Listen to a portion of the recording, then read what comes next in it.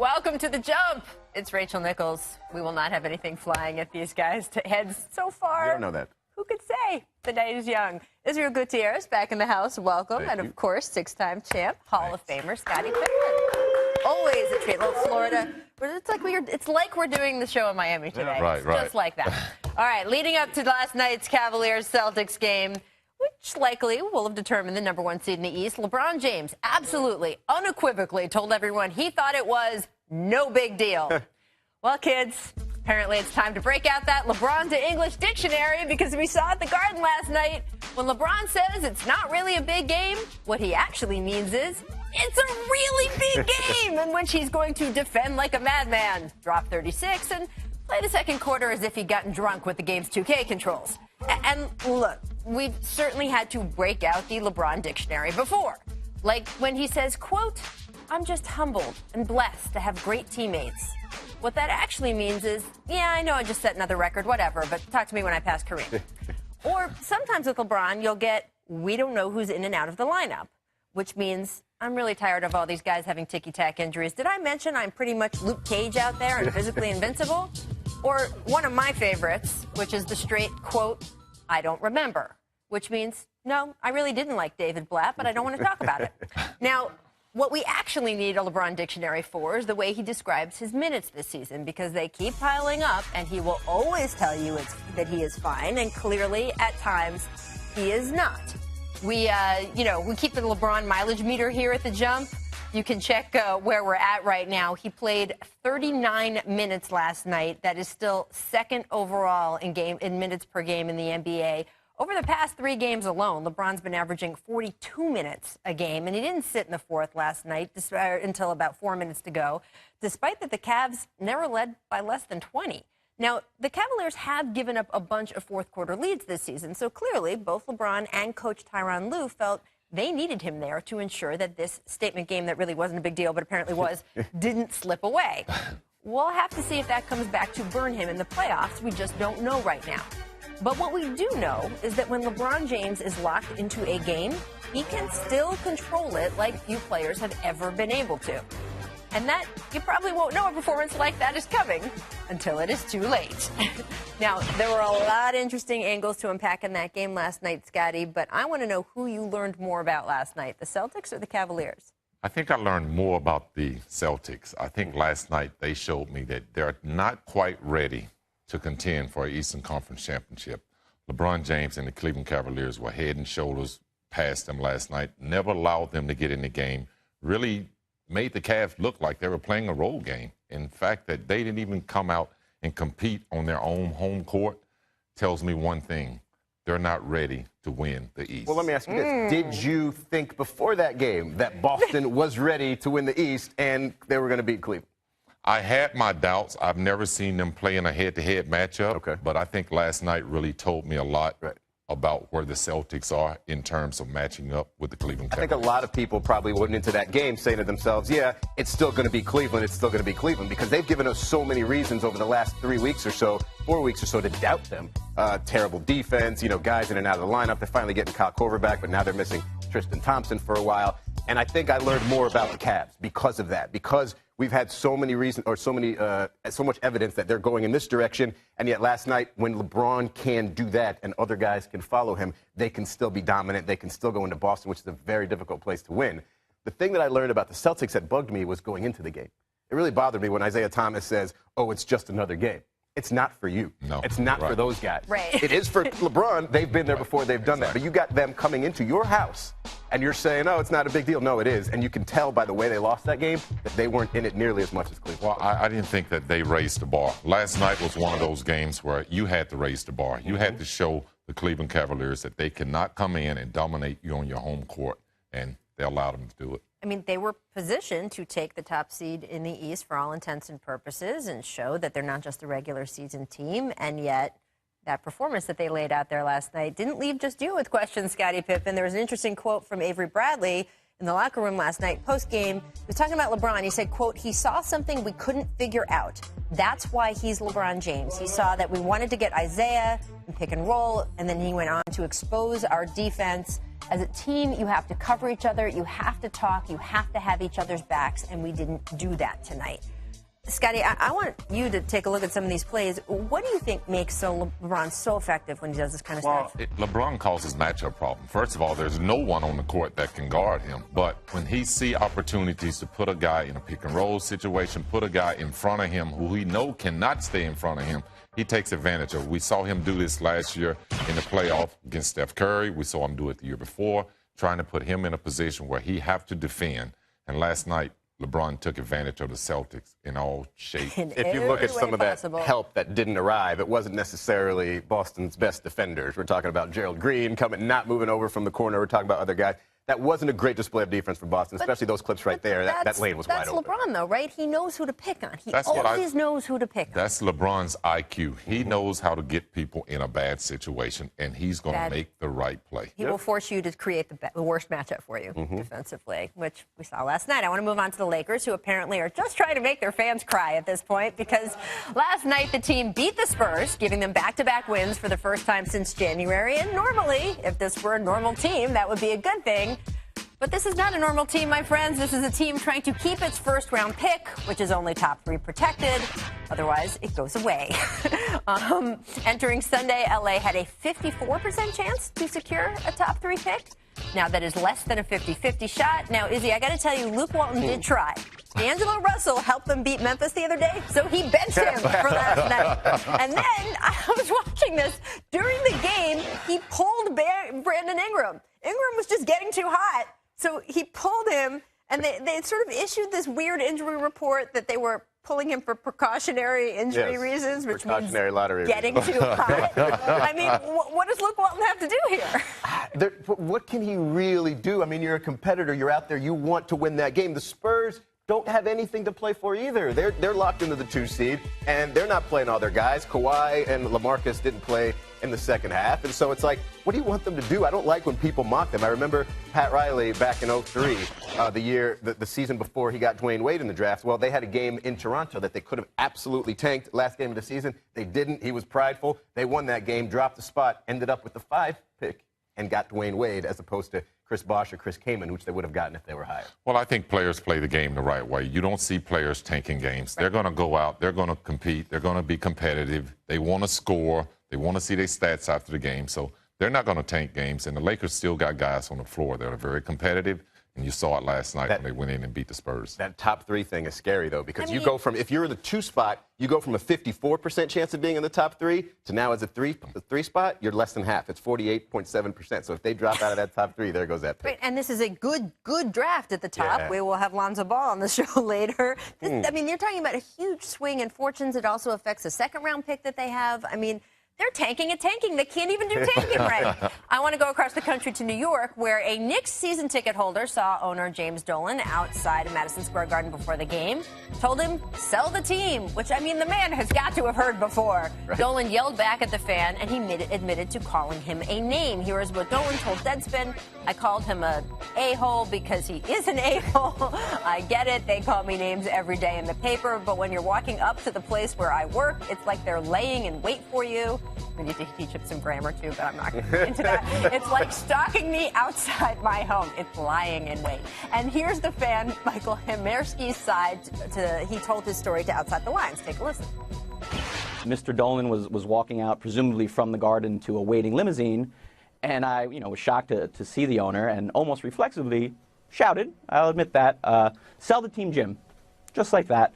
I immediately took responsibility for the words, and he got in my face rather aggressively, started cursing at me, accused me of cursing at him when I explained that I actually hadn't said that. He just sort of escalated the situation where it didn't need to go. Wow. Bad look, right, Scotty? That's pretty bad. For James Dolan, not that. No, not at all. I mean, I think for Dolan, that's one of those situations where you have to look past, and you cannot turn and respond to a fan. As players, you get that all the time, fans saying negative things about you. And for Dolan, get in your limo and forget about it. If he wanted to get out and say anything, he should ask the guy, can you afford it? There you go. See? Listen, Much better. sell the team is about the nicest thing somebody can say to James Dolan right Right? now. Like he's giving him financial advice is what he's doing. It's like, here, take a couple billion, go to some island that you probably can buy, because sell the team, I mean, it's nothing. And yet he got out of his limousine to go back, or wherever he was in, and to go back and talk to this gentleman. I mean, he's clearly had enough of it. It's clearly just been up to here with it, and he's Well, if he has responding enough, like to the this. fan had a suggestion for him. You saw the Charles Oakley video we threw up there because, of course, Jim Dolan had that incident. He later went on to suggest, with no basis, that Oak had been drinking, and apparently suggested the same thing about the fans. So he might want to get a new number there as well, because you can't just throw that out about people. We got to take a quick break. Welcome back to The Jump. We are now joined by Wooden Award finalist and now former UCLA point guard Lonzo Ball. Welcome, my friend. Thank you for having me. We should mention the Wooden Award winner will be announced tomorrow night, 8 o'clock Eastern Time on ESPN2, the College Basketball Awards presented by Wendy's. And Lonzo, what does it mean to you to be a finalist? I'm very grateful. Just to have my name in the conversation, it means a lot to me. And whoever wins, just credit to them.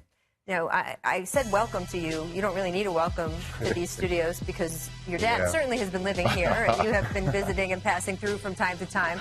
Your dad's very vocal, of course, in support of you and your brothers, and it's been an even split because some people are like, he talks too much, and then I know you're big, this is fantastic, and Bring the attention. bring it. What do you think? First of all, what is it? Because you are actually pretty quiet. Yeah, I'm pretty kid. quiet, humble. I don't like to be on the cameras like that. But he's been like that my whole life, so it's nothing new for me. I keep telling everybody that. They're like, how do you deal with it? I mean, there's nothing new. So he's always been like that, and if he was acting different, then I'd probably act a little bit more strange. Do you ever worry he's writing checks so you're going to have to then cash in the NBA? Like I said, I'm 19 years old. I've been doing this for 19 years now, so no, it's nothing new.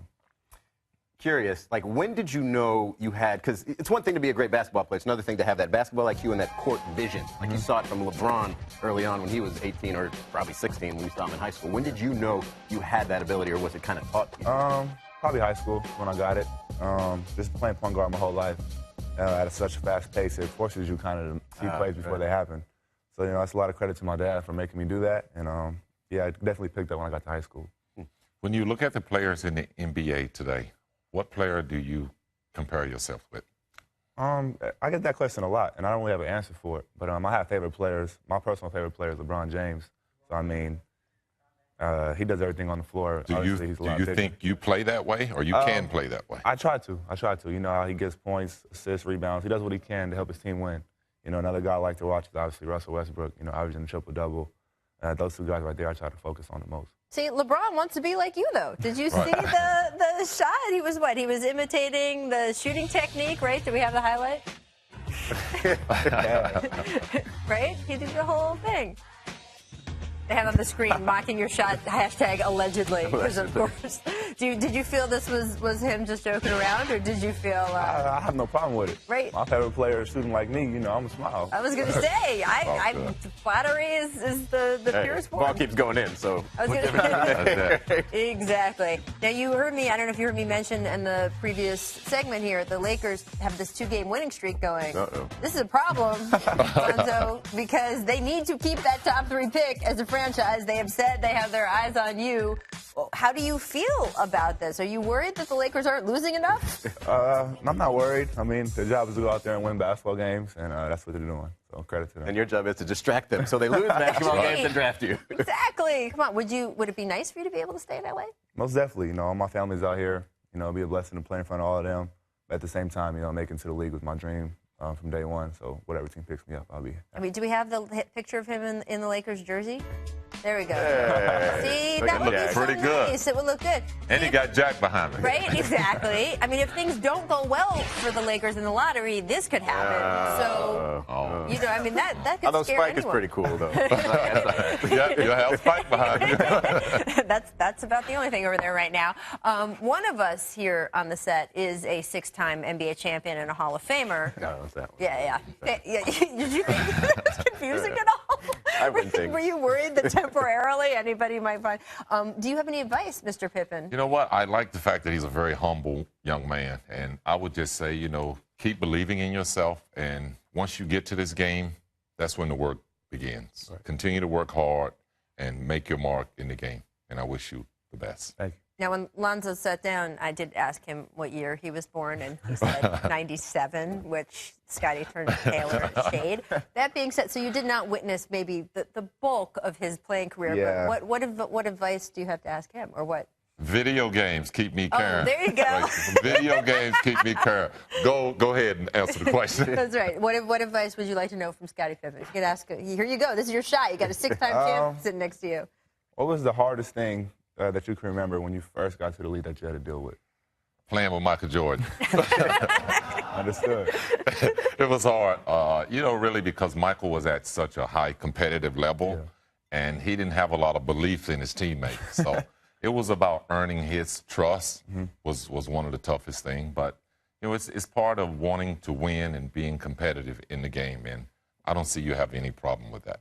That's a great question, though, because not everybody, Scotty, is going to get to go play with Michael Jordan. right. But you will play with teammates and older teammates and a coach who you will have to earn it from them, right? So there you go. We look forward to seeing you do that. We look forward to seeing you at the Wooden Awards. If you have any questions for me down the road, just let me know. I'll get to you. If you want to know about anyone who 6 times has sat in this seat, he will be able to help you out with that. So thank you very much for joining us. We appreciate it. We have much more still to come here on The Jump. Lowry returning to the court, dropping 27 points, 10 assists, 5 boards against the Pistons last night.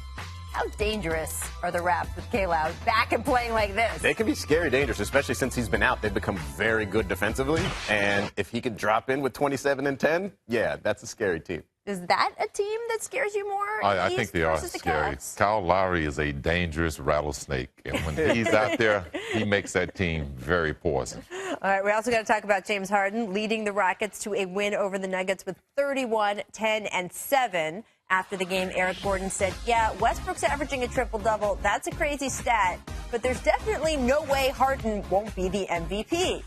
Scotty?